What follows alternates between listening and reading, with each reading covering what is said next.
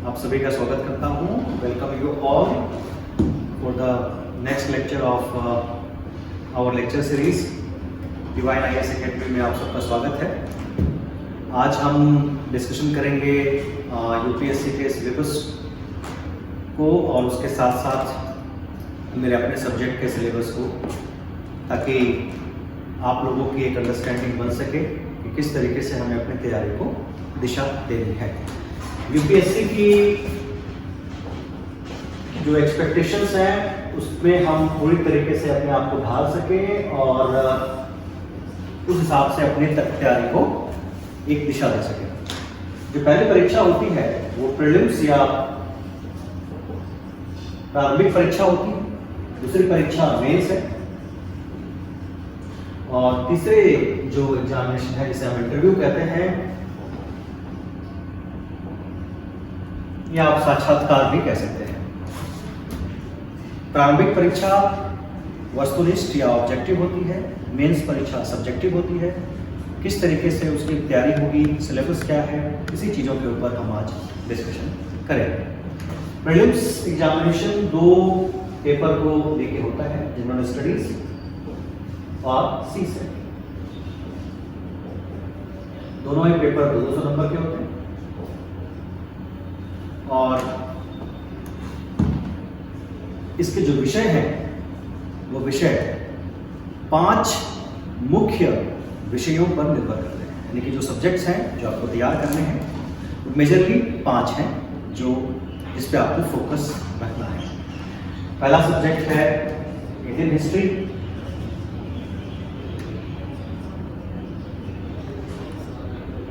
Second Indian economy,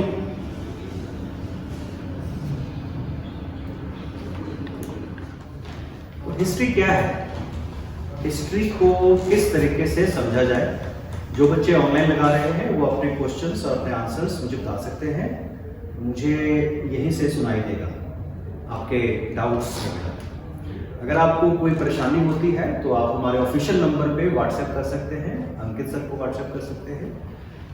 अगर मैं आपको रिस्पॉन्ड नहीं कर पा रहा तो या मुझे सुनाई नहीं दे रहा आपके बात तो हम आगे बढ़ेंगे और ये समझने की कोशिश करेंगे कि भाई हिस्ट्री, हमने इंडियन हिस्ट्री पढ़नी है, उसमें हमें प्राचीन भारत का इतिहास, मध्य भारत का इतिहास, मॉडर्न हिस्ट्री भी पढ़नी है, आधुनिक भारत का इतिहास पढ़ना है। लेकिन सबसे पहला सवाल ये आता है कि हिस्ट्री है क्या, हिस्ट्री को किस तरीके से समझा जाए। क्योंकि अगर हम जब तक हिस्ट्री को ही नहीं समझेंगे तो ऑब्वियस सी बात है कि हम आगे के पड़ाव को उतने कॉन्फिडेंटली नहीं कर पाएंगे। तो अगर हम हिस्ट्री को देखें तो हिस्ट्री में जो जवाब आते हैं लोगों के वो ये आते हैं कि it is study of past. अगर हम इसको सिर्फ स्टडी ऑफ पास्ट के तरह देखेंगे तो वो इंटरेस्ट जनरेट नहीं होगा। हमें इंसानों को किसी भी चीज काम को करने के लिए उसके रिजल्ट से बड़ा सरोकार रहता है। अगर हम मेहनत कर रहे हैं और हमें ये पता हो कि हमें इस मेहनत के बाद क्या उसका रिजल्ट मिलेगा तो हमारा एंथुसियाज्म जो है वो बढ़ेगा। और यही कारण है कि जो कंपनीज होती हैं या सरकार होती हैं वो एक एम्प्लॉय को प्रमोशन का, इंक्रीमेंट का जो है बात बीच बीच में मोटिवेशन के लिए इस्तेमाल करती रहती है, ताकि उनके एम्प्लॉयज ये जाने कि अगर वो मेहनत करेंगे तो उनको रिजल्ट मिलेगा। अगर हम सिर्फ हिस्ट्री को इस तरह देखेंगे कि हिस्ट्री का मतलब हुआ पास्ट के स्टडी, तो उसमें कोई हमारा इंटरेस्ट नजर नहीं आता। हम क्यों पढ़ें पास्ट? जैसे मैंने आपसे कहा कि अगर हम मेडिकल के स्टूडेंट हैं और मेडिकल की हिस्ट्री पढ़ रहे हैं तो हमें उसका पर्पस पता है कि हमें अभी इलाज करने में उसका इस्तेमाल करना है। अगर हम इंजीनियरिंग स्टूडेंट हैं और अगर हम टेक्नोलॉजी की हिस्ट्री को पढ़ रहे हैं तो जाहिर सी बात है कि हमें यह पता है कि उस टेक्नोलॉजी को हम आगे इस्तेमाल कर पाएंगे। लेकिन हिस्ट्री का आगे इस्तेमाल कहाँ होना है असल में हमें पता ही नहीं। हमें यही नहीं पता कि जो ये हम पढ़ रहे हैं, इतनी मेहनत कर रहे हैं, इतना मेमोराइज कर रहे हैं, इतना याद करके आंसर राइटिंग की प्रैक्टिस कर रहे हैं, उसका एक्चुअल फायदा क्या है। तो इसको जानने के लिए, हिस्ट्री को समझने के लिए हमें फ्यूचर में जाना पड़ेगा, अपने आप को फ्यूचर में लेके जाना पड़ेगा। टेक एन एग्जाम्पल, सोचिए एक ऐसे सिचुएशन के बारे में आज से 100-200 साल बाद क्या होगा? मान लेते हैं ऐसी गाड़ी आ गई जिसमें पेट्रोल की जरूरत नहीं है, जो एटॉमिक पावर से चलती है। एटॉमिक पावर या कोई भी ऐसी सोर्स ऑफ एनर्जी से वो चल रही है जिसमें बार बार उसे रिफिल करने की जरूरत नहीं है, वो अपना रिक्वायर्ड एनर्जी सेल्फ जनरेट कर रहा है। और ये बहुत इम्पॉसिबल चीज नहीं है। आज के टाइम पे ऐसे स्मार्ट हाउसेस भी आ रहे हैं जो सेल्फ सफिशिएंट होंगे, यानी कि आपको सरकार को बिजली का बिल नहीं देना पड़ेगा, वो खुद ही अपने लिए बिजली जनरेट करेंगे, वो खुद ही आपके लिए शॉपिंग करेंगे, ग्रोसरी वगैरह सारा कुछ खुद करेंगे। मतलब आपकी सेफ्टी भी इंश्योर करेंगे कि कोई भी आदमी कि कोई भी गन लेकर के या कोई हथियार लेकर के आपके घर में एंटर ना करे। जैसे ये एंटर करेगा वो अपने आप ही उस चीज को खींच लेगा। इस तरह की चीजें फ्यूचर में होगी। तो मानते हैं 200 साल के बाद क्या होगा लाइफ में, ऐसी गाड़ी आएगी जिसे एनर्जी की जरूरत ही नहीं है, यानी कि बार बार जाके पेट्रोल डलवाने की जरूरत नहीं है, और वो एटॉमिक पावर से चल रही है, जमीन में भी चल रही है, आसमान में भी चल रही है, पानी में भी चल रही है, समुद्र में वो जेम्स बॉन्ड की मूवी की तरह क्या बोलते हैं उसको, पनडुब्बी भी बन जाती है। तो आपकी जो अभी की गाड़ियां हैं उसका क्या होगा? जिस तरह आप आज के टाइम पे पुरानी इक्विपमेंट म्यूजियम में देखने के लिए जाते हैं, फ्यूचर में आपकी गाड़ियां भी लोग म्यूजियम में देखने जाएंगे। जैसे हम हंसते हैं कि हमारे दादाजी 3 महीनों में वैष्णो देवी पहुंचते थे बैलगाड़ी से, जगह जगह रुक करके, खाना खा के, सराय में रुक करके। उस तरह लोग हंसेंगे कि चंडीगढ़ से दिल्ली जाने में 5 घंटा, 250 किलोमीटर 5 घंटा सफर लगता था। हा हा हा। अगर आप फ्यूचर को समझते हैं, फ्यूचर को इमेजिन कर सकते हैं, तभी आप पास्ट को भी समझ। यानी कि अगर मैं ये कहूं कि हिस्ट्री जो है वो पास्ट के चेंजेस की स्टडी करता है, study of changes in past, इसको आप ट्रांसफॉर्मेशन भी कह सकते हैं।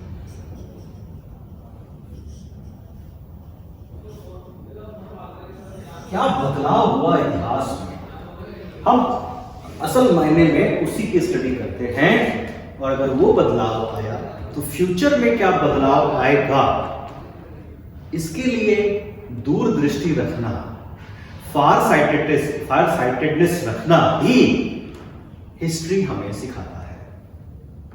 जैसे कि ये चेंजेस क्यों होते हैं, अगर मैं ये कहूं कि how these changes happen in the past, कैसे हुआ ये बदलाव, तो इस बदलाव का जो कारण है इसको आपको 3 तरीकों से समझना होगा।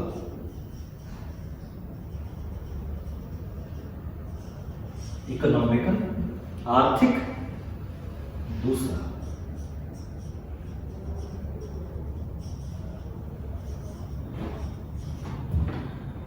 टेक्नोलॉजिकल अर्थात तकनीकी, और तीसरा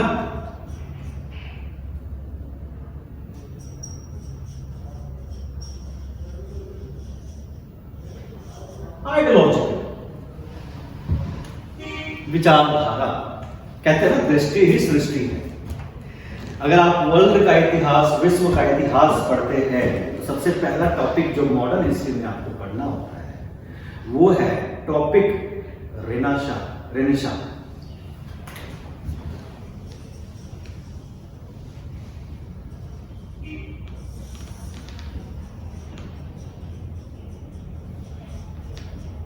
पुनर्जागरण, कि डार्क एज से मॉडर्न एज में यूरोपियन लोग कैसे आए, शिकार करने और खेती करने से आगे बढ़ के वो एक नई दिशा में सोचने का काम कैसे शुरू किया। हालांकि ये धार्मिक सोच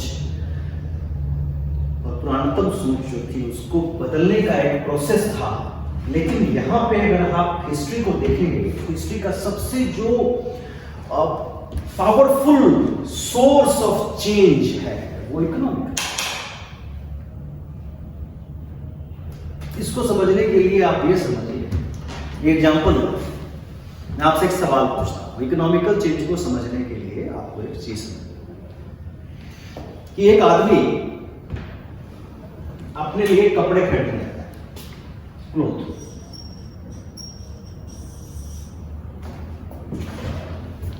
और हर कैटेगरी का आदमी इसे जब खरीदने आता है तो एक पर्टिकुलर बेंट ऑफ माइंड से जाता है।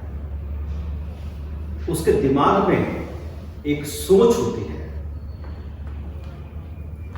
जो काफी उसके इकोनॉमिक कंडीशन के ऊपर बेस्ड होती है। जैसे अगर मैं आपसे पूछूं कि एक लेबरर अगर कपड़े खरीदने जाएगा तो उसकी क्या सोच होगी, उसके दिमाग में क्या बात चलेगी? बजट के हिसाब से एक साल तक कम से कम रंग ना निकले, या कम से कम साल भर फटे ना, कितना भी धूम फटे ना, खराब ना दिखे, और कीमत भी कम हो। एक मिडिल क्लास आदमी अगर शर्ट खरीदने जाएगा तो उसके दिमाग में क्या बात होगी? उसके दिमाग में बात होगी कि भाई मैं अमीर दिखूं। मिडिल क्लास आदमी तो इसी में मरा हुआ है, ब्रांडेड पहनूं, अमीर दिखूं, अच्छा दिखूं, सुंदर दिखूं।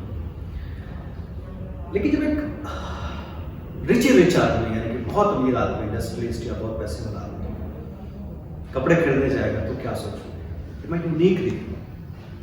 और इसीलिए डिजाइनर क्लोथ का कंसेप्ट होता है कि उनके कपड़े ऐसे होते हैं जिसको आप फॉलो करते हैं, जिसको आप ट्रेंड करते हैं। यानी कि वो ये समझता है कि जो कपड़े मैंने पहने हैं वैसे कपड़े कोई और नहीं पहनेगा। मिडिल क्लास आदमी चाहता है कि मैं सबके जैसा दिखूं, वो कभी भी उल्टे पुल्टे कपड़े नहीं पहनेगा, बिकॉज वो फिर अपने पीयर ग्रुप से बाहर हो जाए।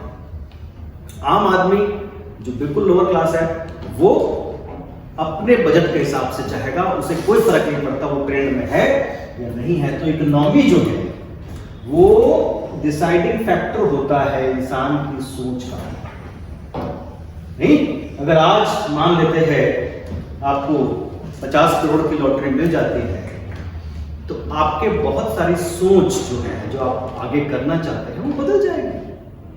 जिन चीजों को आप लग्जरियस खर्चे में मानते थे, जिनको आप मानते थे कि ये तो भाई फिजूल खर्च है, वही आपके लिए कंपल्सरी खर्चे बन जाएंगे। आपकी सोच जो है वो इकोनॉमी से बदलती है, और जब आपकी सोच जैसी बदलती है इतिहास वैसे ही बदलता है। इतिहास और कुछ नहीं है, आपकी सोच में आया परिवर्तन है। आपने अपने सिचुएशन का किस तरीके से इस्तेमाल किया, आपने अपने सराउंडिंग के रिसोर्सेज का किस तरीके से इस्तेमाल किया, उसी चीज को बताती है, समझाती है। यही इतिहास है। इकोनॉमी को हिस्टोरिकल कंटेक्स्ट में समझना है तो ये समझिए कि स्टोन एज में हम हंटर और गैदरर थे। जैसे ही हमने एग्रीकल्चर करना सीखा हम प्रोड्यूसर बन गए, हमारे रिसोर्सेज बढ़ गए और हमारा इतिहास बदल गया। हम स्टोन एज से नेक्स्ट एज यानी कि सिविलाइज्ड एज में पहुंच गए, और सिविलाइज्ड एज में जैसे जैसे हमने व्यापार किया, जैसे जैसे हमने काम किया, वो धीरे धीरे वो सभी चीजें हमारे लिए बदलती चली गई। और हमने जैसे जैसे इनोवेशन किया वैसे वैसे हमारी इकोनॉमिक रिसोर्सेज बढ़ती चली गई। यानी कि हम हर रोज इकोनॉमिक रिक्वायरमेंट के लिए डेली डिपेंडेंट नहीं रहे। हमने अपने रिसोर्सेज को इकट्ठा किया ताकि हम बाकी चीजों के ऊपर भी काम कर सके। जैसे कि वैदिक एज में अगर हम देखें तो सिर्फ और सिर्फ ऋग्वेद की रचना हुई, लेकिन लेटर वैदिक एज में हम देखते हैं कि सारे ही ग्रंथों की लगभग रचना हो गई। क्यों? सामवेद, यजुर्वेद, अथर्ववेद, उपनिषद, आरण्यक, उपवेद, वेदांग। क्यों? क्योंकि इकोनॉमिक कंडीशन बदल गया, वैदिक एज में खानाबदोश थे, ठीक है, वो बेसिकली एक जगह से दूसरी जगह घूम रहे थे। लेटर वैदिक एज में आते आते वो एक पर्टिकुलर ज्योग्राफिकल लोकेशन में सेटल हो गए, बिकॉज वो ऐसी टेरिटरी में पहुंच गया जो अपनी फर्टिलिटी के लिए जानते हैं।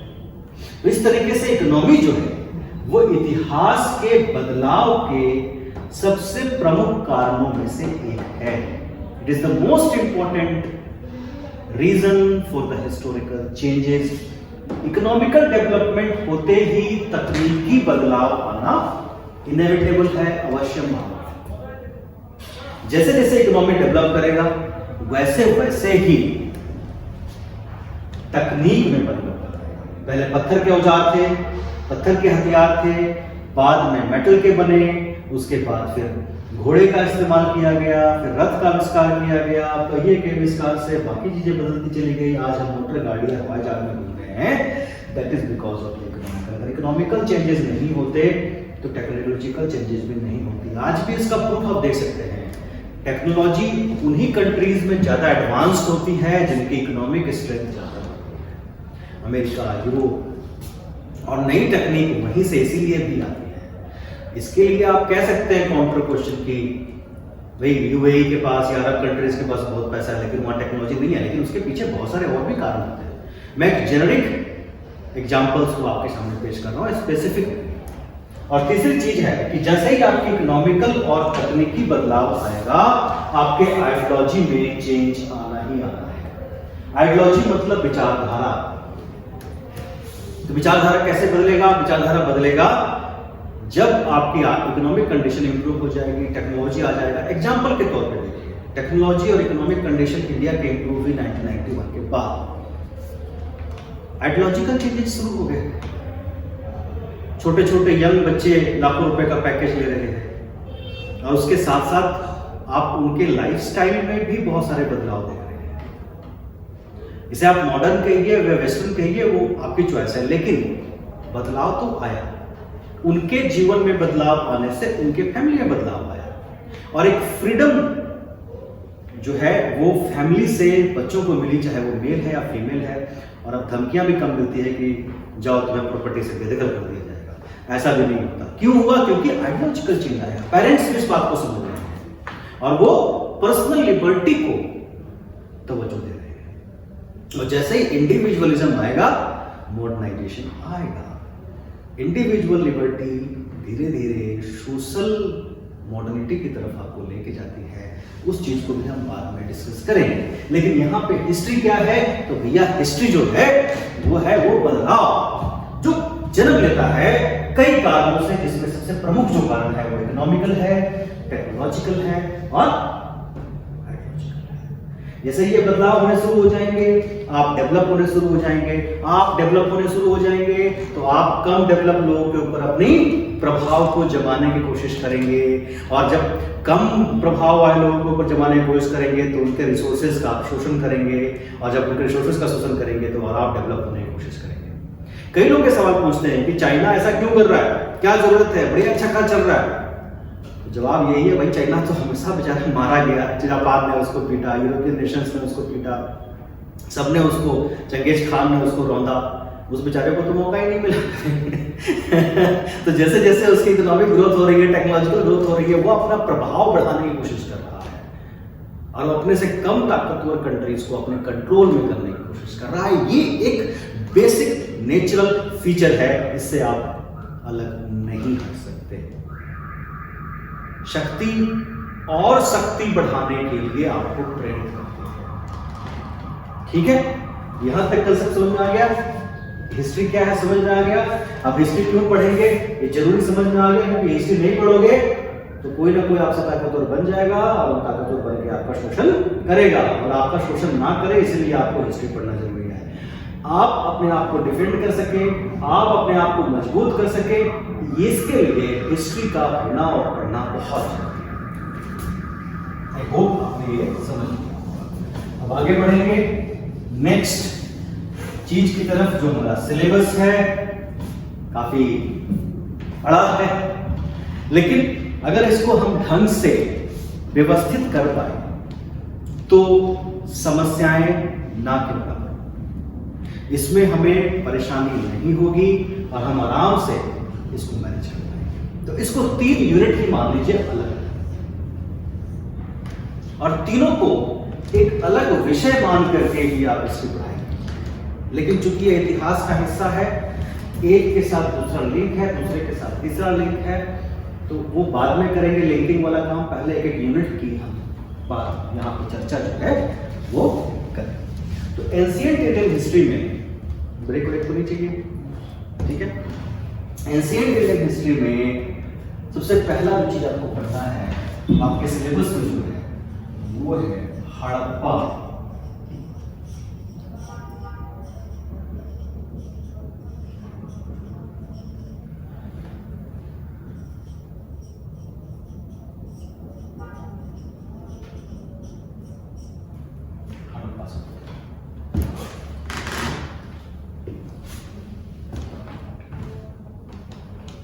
क्या है हड़प्पा सभ्यता?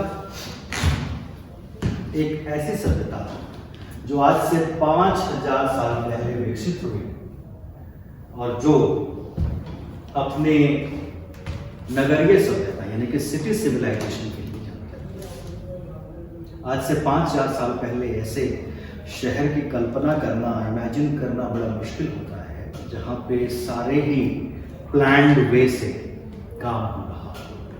ये बड़ा मुश्किल होता है इस चीज को इमेजिन करना।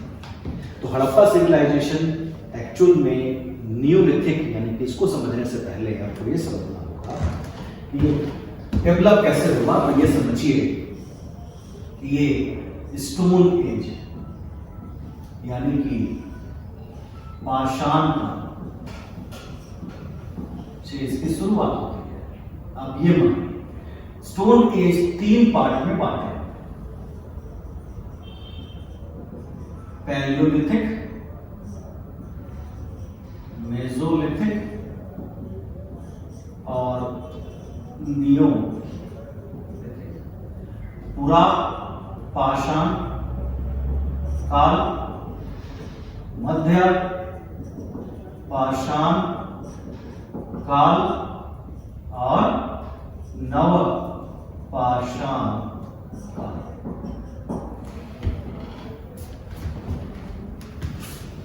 ये समझिए ये वो एज है, पूरा पाषाण काल को आइस एज कह लीजिए। ठंडा था बहुत ज्यादा, कोल्ड, बर्फ सब तरफ। इस समय जो रिसोर्सेज थे बहुत कम थे और इंसान जो था वो बहुत कम रिसोर्सेज के साथ अपने जीवन को जी रहा था।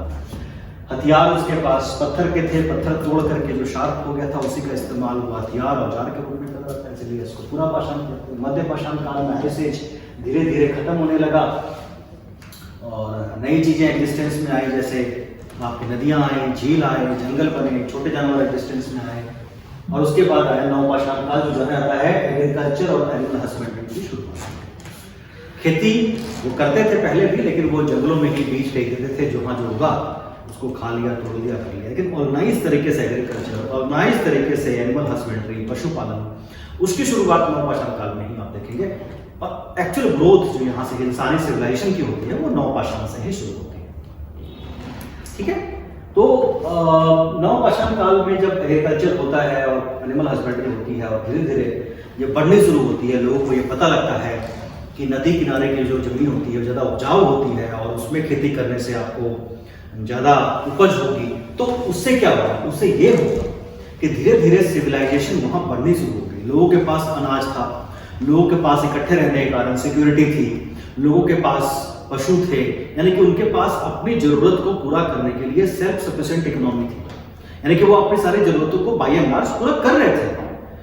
धीरे धीरे जो चीजें उनको नहीं वो कर पाते थे या नहीं इनोवेट कर पाते थे, वो कोई और कर गया, तो उससे वो चीजों को एक्सचेंज करना शुरू कर दिया। किसी के पास ज्यादा जानवर हैं और किसी ने लकड़ी का काम ज्यादा कर लिया, तो जानवर के साथ वो लकड़ी के चीजों का आदान प्रदान, लेन देन, बार्टर सिस्टम होता था, जिससे सिस्टम चलना शुरू हो गया, आपस में लेने देने का सिलसिला शुरू हुआ। और जब ये सिलसिला बढ़ता चला गया तो सरप्लस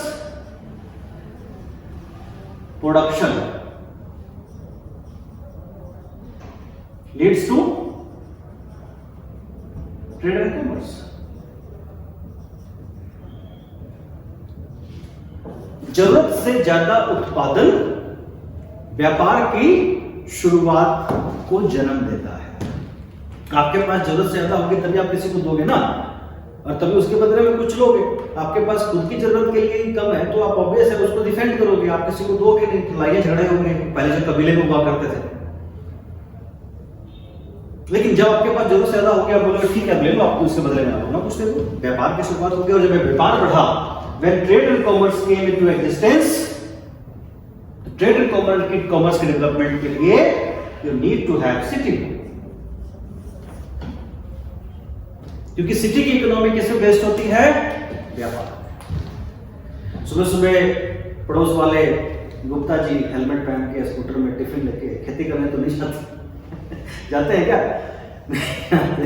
वो किसी न किसी एस्टेब्लिशमेंट में काम करने के लिए जाते हैं, जो सरकारी हो सकती है, प्राइवेट हो सकती है, और प्राइवेट है तो व्यापारिक होगी।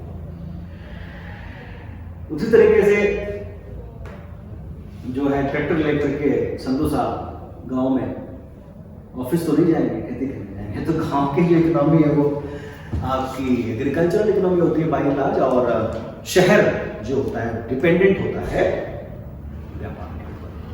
तो यहाँ पे सिटी की जरूरत हुई, और हमारे जो हड़प्पा सिविलाइजेशन है वो एक सिटी सिविलाइजेशन है। तो न्यूलिथिक का आगे का चरण जो है वो हड़प्पा सिविलाइजेशन के विकास को दिखाता है। आपने क्या पढ़ना है यहाँ पे, क्या प्रश्न आएंगे यहाँ पे, ये सबसे बड़ा मुद्दा है। तो भैया जो डिटेल में डिस्कस करेंगे, जब टॉपिक डिस्कस करेंगे, तो उसमें हर एक टॉपिक के बाद ये डिस्कशन होगी कि क्या आपको इसमें क्या करना है, किस तरीके से प्रश्न प्री में आएंगे, किस तरीके से प्रश्न मुख्य परीक्षा में आएंगे। अगर आपकी तैयारी इस डायरेक्शन में हो रही है तो यकीन मानिए आपको किसी भी परीक्षा में कोई परेशानी नहीं आएगी। 80% के आसपास तो कोई दिक्कत नहीं है, 20% तो खैर भगवान ही मालिक है, उतना हम कर भी नहीं सकते, 100% तो कोई भी नहीं सकता। तो 100% की कोशिश भी मत कीजिए अगर मेरी सलाह मानते हैं तो हड़प्पा सिविलाइजेशन, हड़प्पा सभ्यता क्या थी? सिटी सिविलाइजेशन थी, नगरीय सभ्यता थी। तो इसके कंट्रीब्यूशन और इसकी जो विशेषताएं थी वही से सब प्रश्न आपको पूछे जाएंगे। प्रीलिम्स में भी पहले तो हड़प्पा से 1-2 क्वेश्चन आते ही आते थे, अभी ट्रेंड थोड़ा सा चेंज हो गया है, कम क्वेश्चन आ रहे हैं हड़प्पा से, लेकिन आप ये मान के चलिए कि 1-2 क्वेश्चन इसमें से आ ही जाते हैं। तो तैयारी आपकी अच्छी होनी चाहिए। हड़प्पा वाला डिटेल में डिस्कस करेंगे इसको, हर एक एस्पेक्ट को एकदम डिटेल में जाकर छोटे से लेकर के बड़े तक में हम पहुंचने की कोशिश करेंगे। नेक्स्ट टॉपिक आपका आएगा इसमें वैदिक और वैदिक।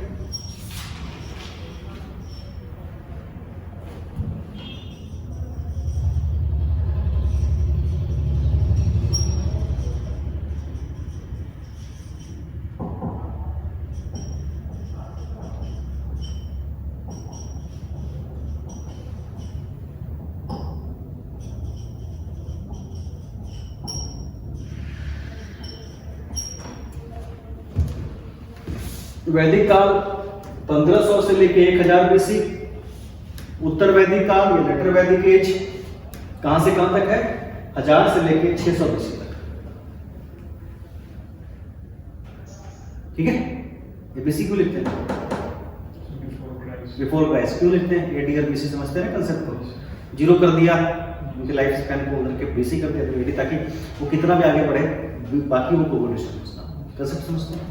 तो वैदिक एज हो गया 1500 से 1000 बीसी तक, लेटर वैदिक एज हो गया 1000 से लेकर 600 बीसी तक। आप में से किसी को भी कोई डाउट हो तो प्लीज वो कभी भी मेरे को पूछ सकते हैं, मैसेज कर सकते हैं, या उसमें कमेंट सेक्शन में डाल सकते हैं। और जो ऑनलाइन वाले हैं वो लोग इसमें भी पूछ सकते हैं या बोल भी सकते हैं, मुझे सुनाई देगा आपको। तो वैदिक एज और लेटर वैदिक एज ये दोनों ही आपको यहाँ पढ़ना होगा। वैदिक एज क्या है? वैदिक एज क्यों कहते हैं इसको?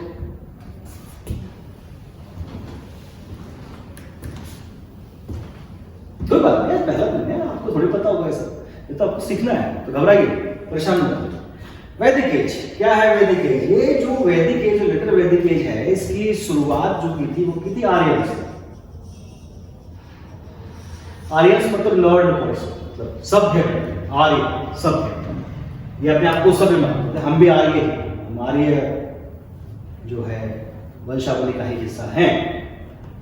तो वैदिक एज मतलब आर्य जब यहाँ इंडिया में आए, माइग्रेशन हुई, दुनिया की सबसे महानतम माइग्रेशंस में से एक है। कई सारी थ्योरीज हैं जो हम डिटेल में डिस्कस करेंगे, लेकिन यहाँ पे आप इतना समझ लीजिए, सिलेबस डिस्कस कर रहे हैं कि ये माना जाता है कि सेंट्रल एशिया में आर्य सभ्यता की शुरुआत हुई। ठीक है, प्रेयरी ग्रासलैंड, ज्योग्राफी में आप इसका कंसेप्ट को पढ़ेंगे, वहाँ पे इसकी शुरुआत होती है। और उसके बाद जो धीरे धीरे जब उनकी पॉपुलेशन वहाँ से बढ़ने चली जाती है। देखिए ये लोग थे क्या, हंटर और गैदरर। हंटर और गैदरर का मतलब क्या होता है, सब कंसेप्ट को समझिए। हंटर और गैदरर का मतलब हुआ कि आप प्रोड्यूस नहीं कर रहे, ठीक है ना, आप डिपेंडेंट है अवेलेबल रिसोर्सेज पे। तो ऑब्वियस सी बात है कि जब ये बात रहती है तो आपकी कोशिश ये होती है कि आपके जो भी कमजोर होंगे लोग, उनको आप लूट लो, मार लो, उन पे कब्जा कर लो, उनको दास बना लो, और जो आपके ताकतवर होंगे उनसे अपने आप को बचाओ। ये लोग भी ऐसे ही करते थे। धीरे धीरे इनकी तादाद बढ़नी चली गई, पॉपुलेशन बढ़ता चला गया। तो 2 लाइन ऑफ माइग्रेशन कहा जाता है, जो हम स्मार्ट बोर्ड में सीखेंगे। अब आने वाले 1-2 दिनों में स्मार्ट बोर्ड आ जाएगा, तो मैप ऐसे ऐसे करके हम लोग दिखा देंगे। 2 लाइन ऑफ माइग्रेशन होता है। पहला माइग्रेशन जो हुआ वो चले गए यूरोप की तरफ, आर्यन। आपको याद होगा कि हिटलर भी अपने आप को प्योर आर्यन कहता था। और तो दूसरा लाइन ऑफ माइग्रेशन होता है वो सेंट्रल एशिया से होते हुए उज्बेकिस्तान, कजाकिस्तान, ये वो ईरान, इराक, सऊदी अरबिया होता हुआ वो धीरे धीरे इंडिया पहुंचता। ये कोई 1 दिन 2 दिन या 1-2 साल का डेवलपमेंट नहीं था, ये कई 100 सालों तक ये माइग्रेशन चलता रहा। लोग बैलगाड़ियों में, घोड़ों में बैठ के 1 कुनबा, 2 कुनबा, 1 कबीला, 2 कबीला चलते ही रहे, माइग्रेशन करते ही रहे, जिसको जहाँ ठीक लगा वहाँ बस गया। इसीलिए काफ़ी हद तक आप देखेंगे इस तरह इस टेरिटरी के जो लोग हैं, उनके लुक्स हैं, जो एनाटॉमिकल डिटेल्स हैं, जो चेहरा मुहारा का बनावट है, वो सब हमारे जैसे मिलता जुलता है। तो वो फिर धीरे धीरे करते करते जब वो एक ऐसे टेरिटरी में पहुंचे जो हम नॉर्थ वेस्ट टेरिटरी कहते हैं इंडिया की, जिसमें हम इंक्लूड करते हैं अफगानिस्तान, पाकिस्तान, पंजाब, वेस्टर्न पंजाब, है ना, इन टेरिटरीज को इंक्लूड करते हैं। इसको सप्त सिंधु प्रदेश कहा गया है। और जब वहाँ पे आकर के वो पहली बार बसे तो उस जगह को हम, उस पर्टिकुलर टाइम को हम वैदिक एज कहते हैं। इसकी इंफॉर्मेशन हमें जो मिलती है वो मिलती है ऋग्वेद से, क्योंकि ऋग्वेद की कंपाइलेशन इसी टाइम पे हुई थी। कंपाइलेशन मतलब उसकी रचना हुई थी, लिखा नहीं गया था, याद रखिएगा।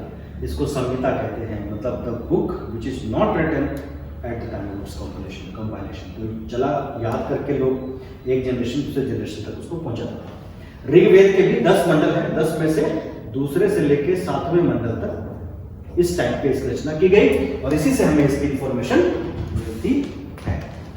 तो ये लोग यहाँ पे पूरे तरीके से खानाबदोश ही थे। ये अभी इनकी लाइफस्टाइल में कोई बदलाव नहीं हुआ।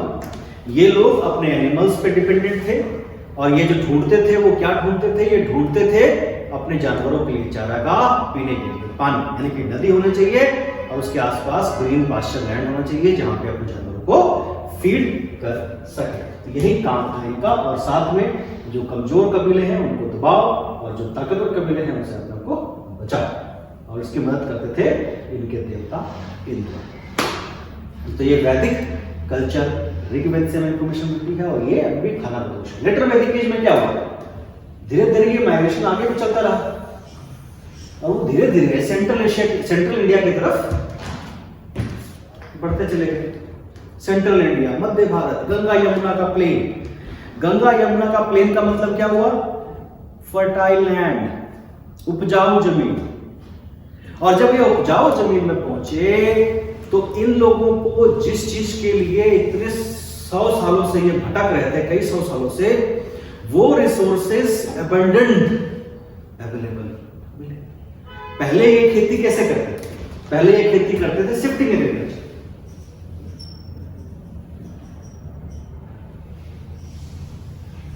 एक साल ए में, दूसरे साल बी में, तीसरे साल सी में, फिर उसके बाद फिर ए में, क्योंकि एक पर्टिकुलर लैंड को 1-2 साल का बीच में गैप मिल जाए, वो अपनी फर्टिलिटी दोबारा से प्राप्त कर सके।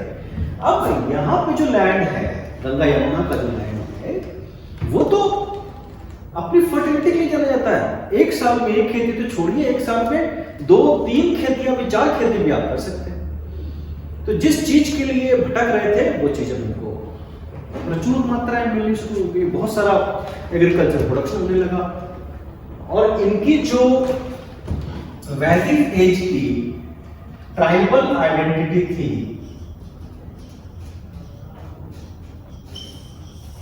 अब यहां पे क्या होगी,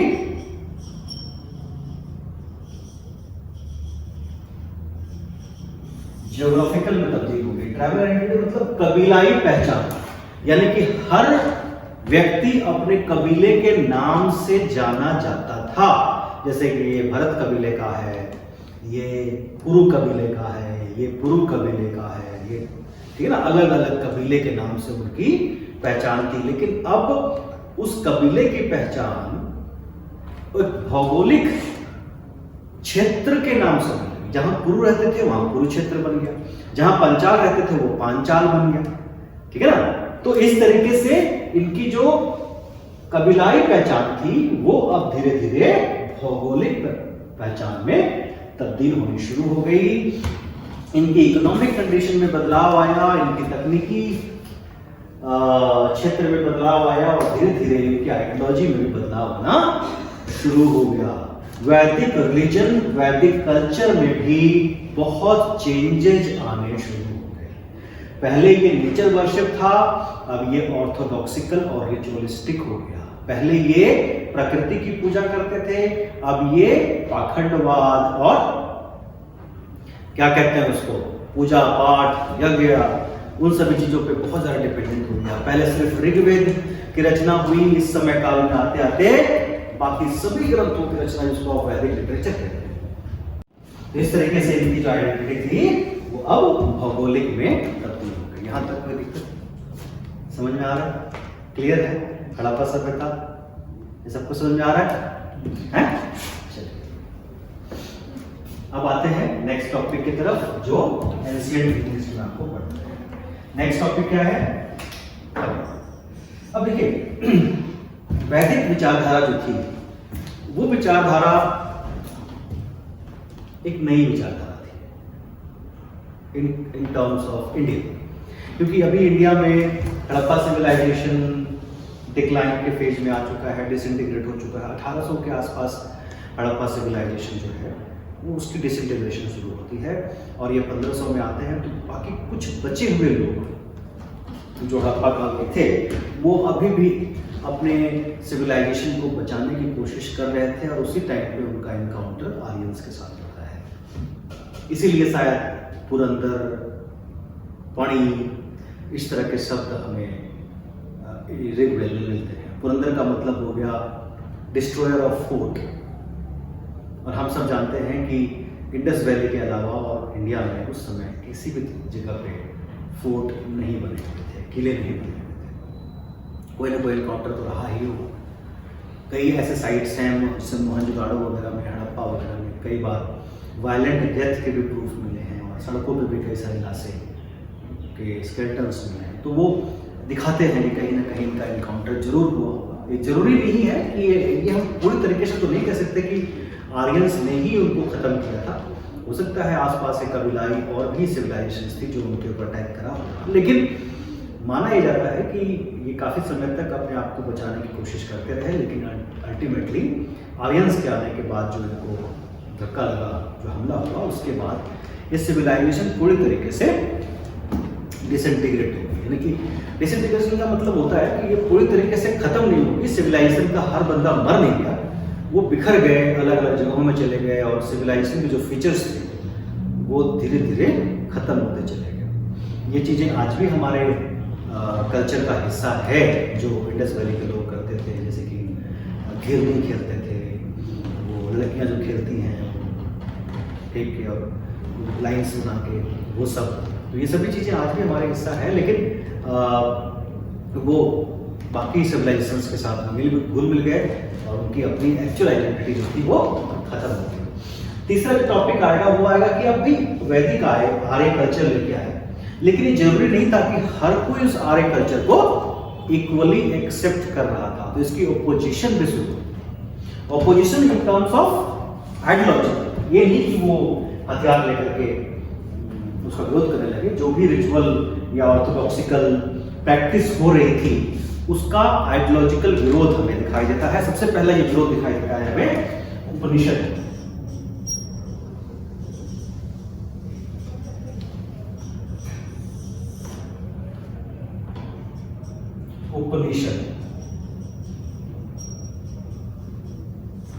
उपनिषद मतलब हो गया जिसको हम वेदांत भी कहते हैं। क्या कहते हैं?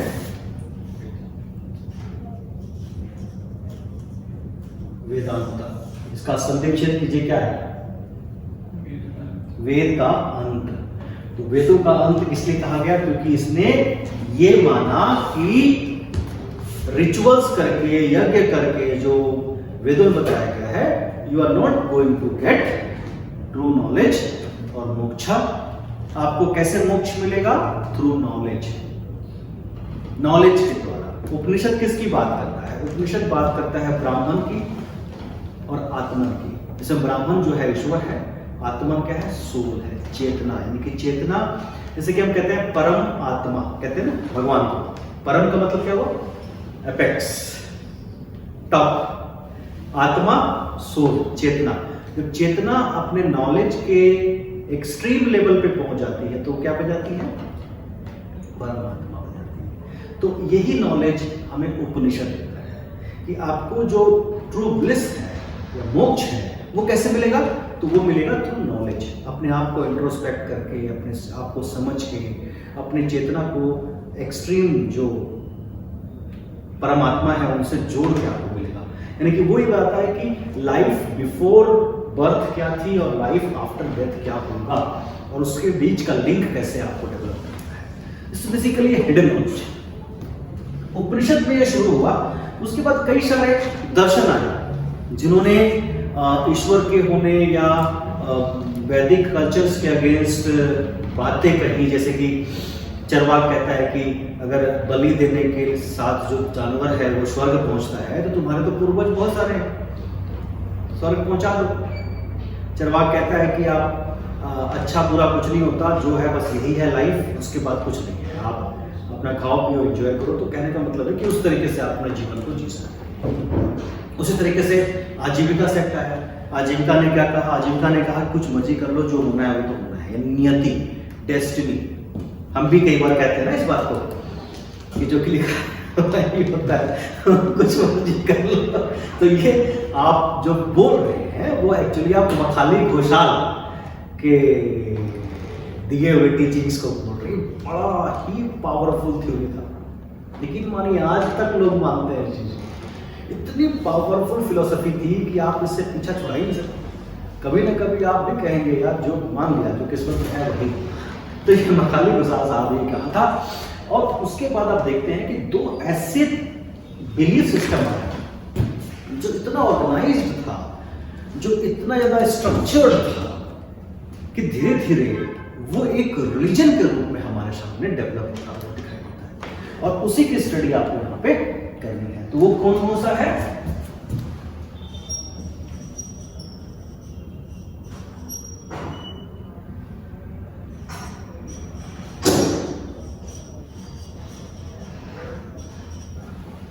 Jainism and Buddhism. जैन धर्म और बौद्ध, ये दोनों को आपको पढ़ना है। जैन धर्म की थ्योरी क्या है? चलिए ब्रीफली डिस्कस करते हैं, मजा आएगा। बताइए जैन धर्म क्या है?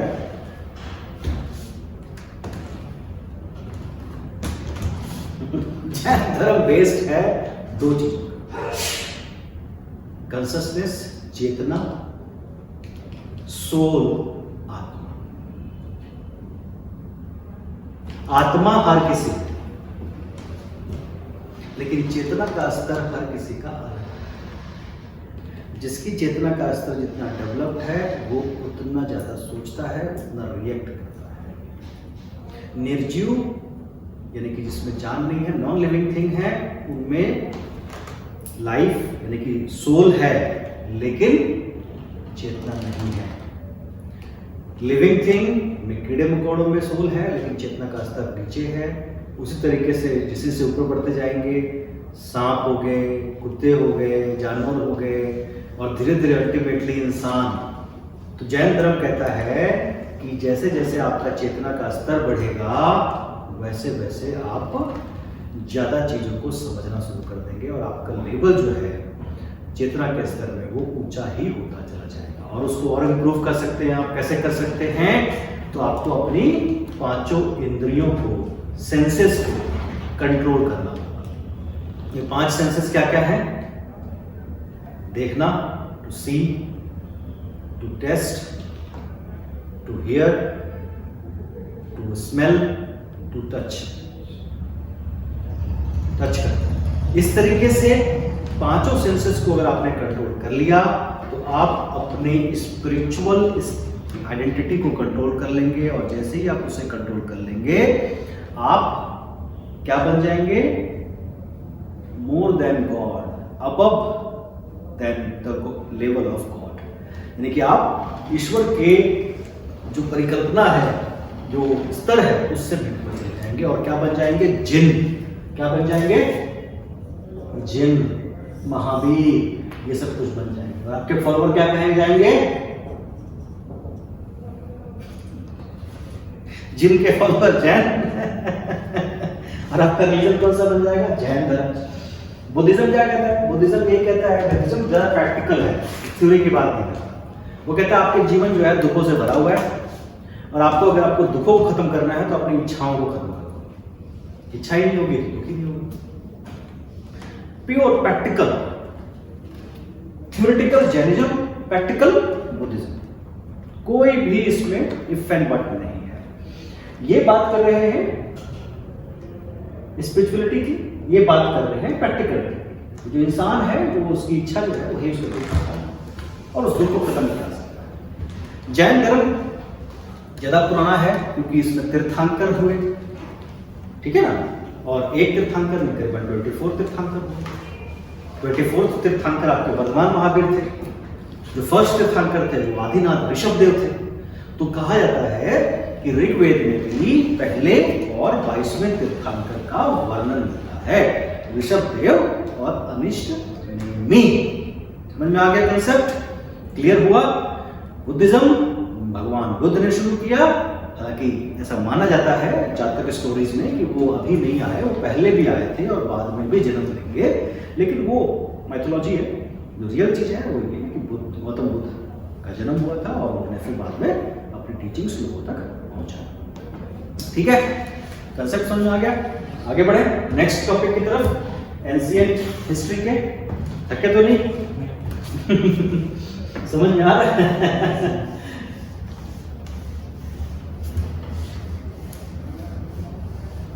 नेक्स्ट हमने देखा हड़प्पा, वैदिक, लेटर वैदिक, जैनिज्म। अब यहां पे जो इसके बाद जो टॉपिक आएगा आपका वो है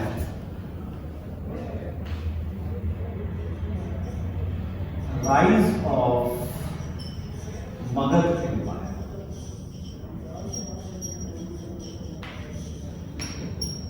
यानी कि मगध साम्राज्य का उदय।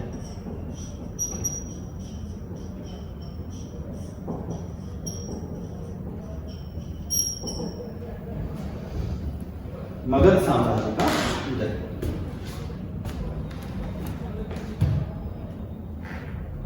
आप इसको समझिए।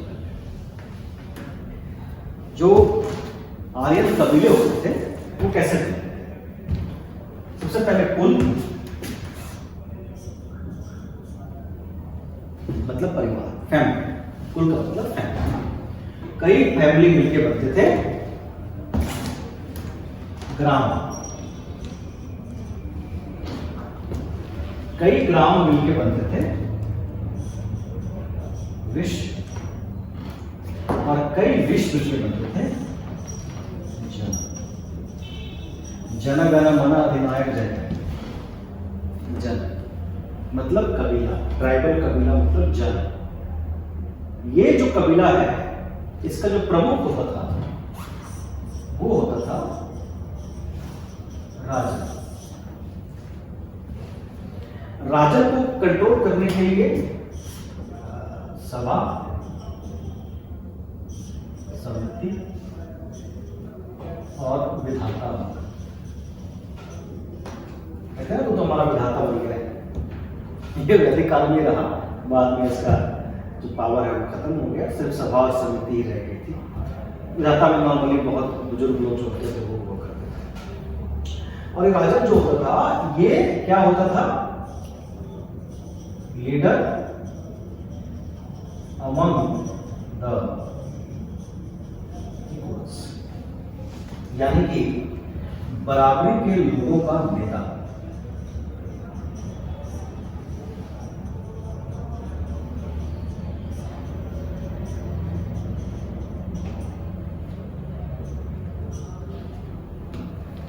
मतलब क्या होगा इसका मतलब हुआ कबीले के सभी लोग बराबर और उन लोगों में से चुना हुआ एक व्यक्ति जो किस तरह बिहेव कर रहा है, एक राजा की तरह, क्योंकि उसको पीस के टाइम पे और वॉर के टाइम पे लीडर बनाया गया है और उसको कंट्रोल करने के लिए सभाएं हैं, समिति हैं जो उसे ऑटोक्रेटिक रूलर नहीं बनने दे रहे, यानी कि उसको कोई भी डिसीजन लेना है तो उनको परमिशन लेना ही पड़ेगा, नहीं तो वो, और इसमें शामिल कौन है, यही लोग शामिल है। राजन कौन है, जन का लीडर। अब जन जो है ये क्या है, ये एक जगह पे रुकी हुई संस्था नहीं है, ये मूवमेंट में रहती है। जहां पे रिसोर्सेस मिले तब तक वहां पे रहे, रिसोर्सेस खत्म होने लगे वहां से हटे कहीं और चले, इसको हम कहते हैं नोमैडिक। लेकिन जैसे ही ये सेंट्रल इंडिया पहुंचे, इनकी रिसोर्सेज जो थी वो अवेलेबल थी काफी ज्यादा। जब रिसोर्सेज काफी ज्यादा अवेलेबल थी तो क्या हुआ, तो यहां पे ये आके बस गए और जो हमने कहा था ना उनकी ज्योग्राफिकल आइडेंटिटी बन गई थी और उसके कारण ये जन से क्या बन गए, जनपद, इसको जनपद कहते हैं।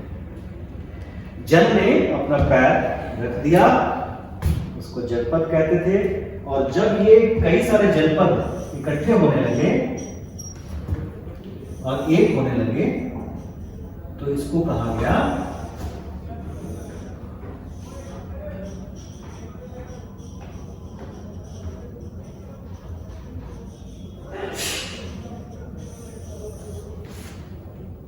महाजनपद। समझ में आ गया, एक जनपद, दो जनपद, तीन जनपद ऐसे मिल गए तो उनका नाम पड़ गया महाजनपद। और ऐसे 16 महाजनपद का वर्णन जैन और बौद्ध धर्म ग्रंथों में मिलता है। 16 महाजनपद का वर्णन हमें जैन और बौद्ध धर्म ग्रंथ में मिलता है। और उसी में जो सबसे पावरफुल थे वो कौन थे, मगध महाजनपद। और मगध महाजनपद पावरफुल क्यों था, क्योंकि मगध महाजनपद की जो लोकेशन थी वो बिल्कुल सुटेबल थी for all these types of people. कहां पे थे ये, तो ये थे ईस्टर्न इंडिया में, यानी कि जब आर्यंस अंदर की तरफ अंदर जाने शुरू हुए तो धीरे धीरे धीरे धीरे धीरे ईस्टर्न इंडिया यानी कि बिहार, राजगृह जो है पाटलिपुत्र के साथ ही एक जगह है राजगृह, वो इसका कैपिटल था, यानी कि इसका राजधानी थी। ये जगह अपने पेड़, जंगल, हाथी और लोहे के लिए जाना। जो साउदर्न हिस्सा था मगध का वो लोहे के लिए, लोहे के बड़े बड़े खदान थे। तो वॉर वेपन के लिए क्या चाहिए, आयरन चाहिए। उस समय लाई का बहुत बढ़िया जो सबसे वेपन माना जाता था वो था एलिफेंट, क्योंकि जब वॉर एलिफेंट होता था वो करीबन 40-50 सैनिकों के बराबर, और जब वो एक बार अटैक करता था तो दुश्मन की सेना पे, तो दुश्मन की सेना जो थी उसकी सारी जो सिस्टम होती थी अटैक करने की वो तहस नहस हो रहे थे, और जिसके कारण वो युद्ध में एक बड़ा इम्पोर्टेंट जो है क्या कहते हैं, एक बड़ा इम्पोर्टेंट हिस्सा था युद्ध का और आर्मी का। और ये भी यहाँ पे बहुत अवेलेबल था, आयरन अवेलेबल है, एलिफेंट अवेलेबल है, और उसके साथ साथ जो इनका कैपिटल था राजगृह, ये फर्स्ट फोर्टिफाइड कैपिटल माना जाता है। क्या माना जाता है, फर्स्ट फोर्टिफाइड कैपिटल। पहला जो किलाबंद राजधानी आप इसको कह सकते हैं। क्यों? क्योंकि ये 3 तरफ से पहाड़ों से घिरा हुआ था और चौथी तरफ इन्होंने क्या किया था, बड़े से पत्थर के पहाड़ खड़े किए थे। यानी कि इनको जीतना, अगर हम आधुनिक भाषा में कहें तो इनएविटेबल था, सॉरी इनविंसिबल था, जिसको जीता नहीं आ सकता।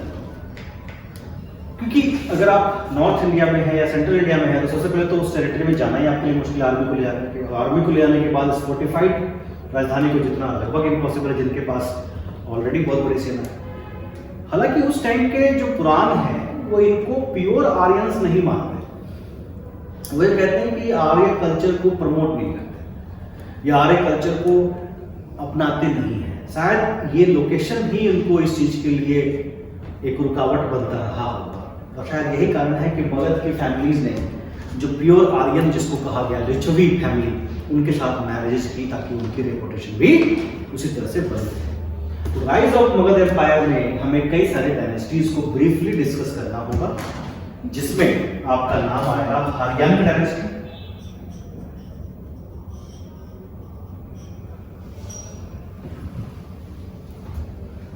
सबसे पहला जिसमें आपके बिंबिसार और अजातशत्रु आते हैं। ठीक है ना, पहली डायनेस्टी का मतलब राजवंश।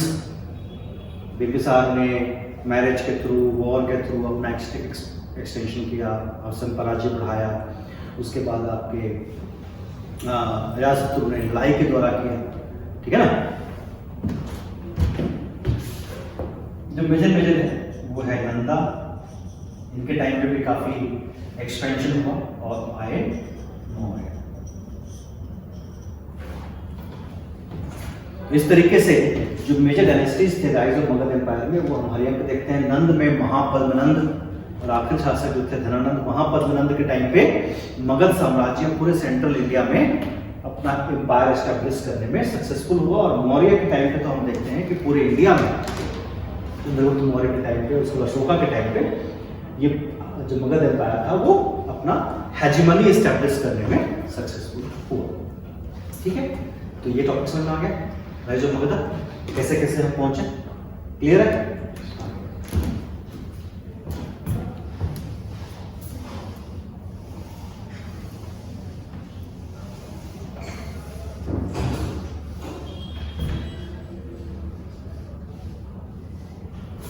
नेक्स्ट टॉपिक है मौर्य एम्पायर।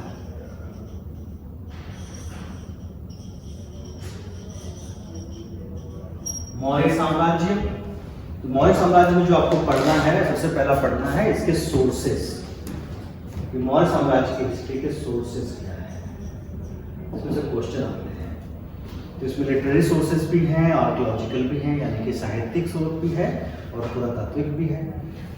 साहित्यिक स्रोत में इंडियन भी है, विदेशी भी है, क्योंकि उस समय विदेशियों के साथ इनके रिलेशन थे। इंडिका नामक किताब मेगास्थनीज ने भी लिखी थी। ठीक है ना, जो बेसिकली जो फॉरेन राइटर्स थे, स्ट्रेबो, हेरोडोटस, है ना, और उसके बाद दीपवंश, महावंश जैसे ग्रंथ श्रीलंका वगैरह में लिखे गए, दीघनिकाय तिब्बत में लिखा गया।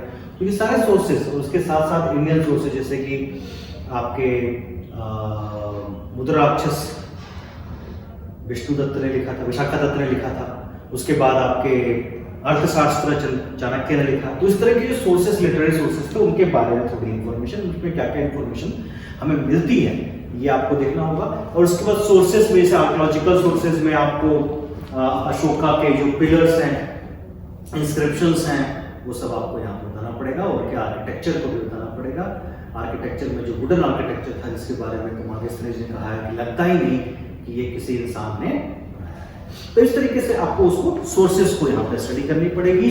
और उसके बाद जो इंपॉर्टेंट किंग्स हैं, जो सबसे इंपॉर्टेंट किंग्स थे वो चंद्रगुप्त मौर्य, बिंदुसार और अशोक। ठीक है, वो सब आपको यहाँ पे पढ़ना होगा। उनकी पॉलिसीज पढ़नी होगी, किस तरीके से उन्होंने एडमिनिस्ट्रेशन को संभाला, उनकी आर्मी कैसी थी, एडमिनिस्ट्रेशन। ठीक है, और किस तरह की आर्मी थी और किस तरह का उन्होंने इकोनॉमिक पॉलिसी जो है अपनाई थी। तो ये मौर्य एम्पायर बना हुआ। मौर्य के बाद दो छोटे एम्पायर आते हैं, हालांकि उसके रिलेटेड बहुत सारी चीजें नहीं है, लेकिन वो आर्ट एंड कल्चर में आपको देखना होगा थोड़ा सा। वो है शुंग और कन्व। शुंग और कन्व दो एम्पायर यहाँ पे आपको दिखाई देंगे, और उसके बाद आपको यहाँ सिलसिला शुरू हो जाएगा लेटर मौर्य एम्पायर का, जिसमें आपको फॉरेन इन्वेजन आपको पढ़ने होंगे। ठीक है, सबसे पहले ग्रीक इन्वेजन होता है, मिनांडर वगैरह आते हैं, उसके बाद आपके शकाज आते हैं। ठीक है ना, इसी बिटवीन पार्थियंस भी आते हैं, ईरानी, और उसके बाद आपके आते हैं कुषाण। कुषाण में कनिष्क काफी इंपॉर्टेंट है। इसमें ब्रीफली आपको दिखाऊंगा, कई बार क्वेश्चन इसमें से भी पूछे जा सकते हैं, क्योंकि ये इसलिए इंपॉर्टेंट है कि जो आर्ट एंड कल्चर डेवलप हुआ उसमें इस फॉरेन इन्वेजन का बड़ा कंट्रीब्यूशन था। क्योंकि अगर आप देखेंगे तो कुषाण पीरियड में मथुरा स्कूल ऑफ आर्ट और Gandhara school of art develop होता है। गंधारा स्कूल ऑफ आर्ट में ग्रीक इन्फ्लुएंस भी है, पार्थियंस भी है और इंडियन भी है, मिक्सर है, मिक्सचर ऑफ। तो किस तरह से हुआ वो क्वेश्चन में भी आते हैं, मेंस में भी आते हैं क्वेश्चन। तो आपको ये आर्ट एंड कल्चर के पॉइंट ऑफ व्यू से ये पोर्शन बड़ा इंपॉर्टेंट है, ये भी और ये जो स्तूपास वगैरह बने थे उसमें आपको, इसमें अशोका के बाद इन लोगों ने आगे उसको डेवलप किया।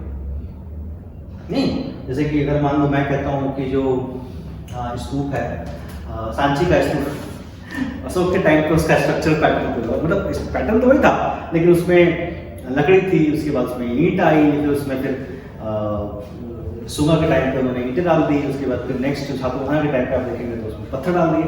तो वो चीज़ों को भी आपको यहाँ समझना, आर्किटेक्चरल पैटर्न थोड़े बहुत बदलते चले समय के साथ। ठीक है ना। कुषाण के बाद कुषाण के ही एक लॉर्ड, फ्यूडल लॉर्ड्स थे Gupta's. Gupta's art and culture में बड़े, आप ये समझ लीजिए कि मंदिर निर्माण का सिलसिला यहीं से होता है गुप्त काल में। आपके जितने भी वैदिक ग्रंथ हैं उन सबको लिखा जाने का काम इसी टाइम पे किया गया। संस्कृत रिवाइव इसी टाइम पे हुआ।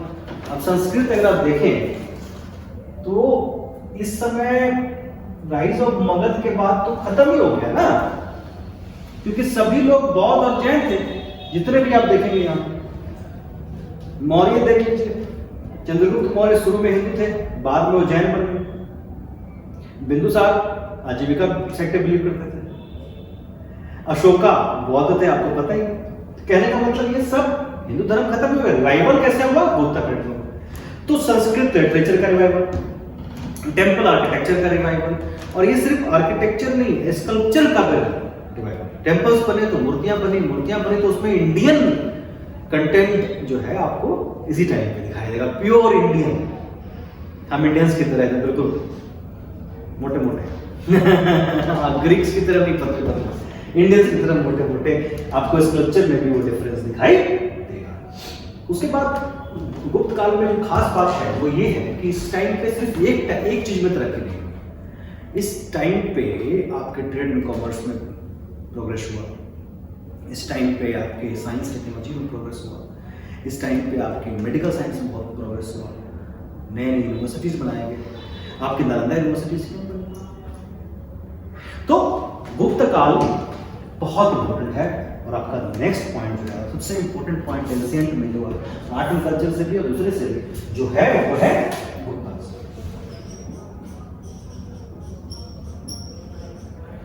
गुप्ताज के बाद फिर से फॉरेन इन्वेजन शुरू होता है।